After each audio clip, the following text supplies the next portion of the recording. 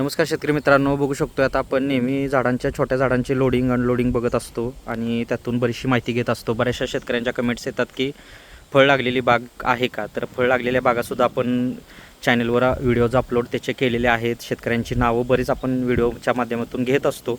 आणि आज रोजी आता आपण डायरेक्ट जे आपली 30-30 म्हणजे 150 किलोच्या बॅगमध्ये जे 4 वर्षाच्या पुढचं जे झाड आहे त्याला जे नारळाला जे कोंब पडलेले आहेत त्याचं आपण डायरेक्ट आता लाईव्ह प्रात्यक्षिक बघतोय की कशा पद्धतीनं झाडाची मॅच्युरिटी झाल्यानंतर मॅच्युरिटीचे 1-2-3 प्रकार आहेत. एक तर पहिली गोष्ट ही अशी रिंग तयार होते आणि दुसरी गोष्ट झाडाची जी पानं असतात ती अशी फाटली जातात.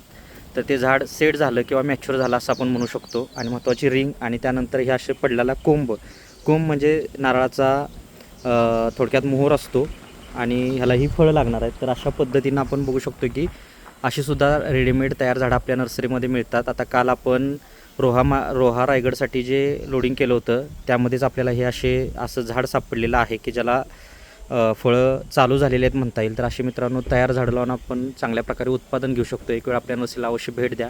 येणं शक्य नसेल तर ऑनलाईन बुकिंग करून माहिती घेऊन रोपं घरपोच मिळवू शकताय. भेटू नेक्स्ट व्हिडिओमध्ये. धन्यवाद. आपला दिवस शुभ असो.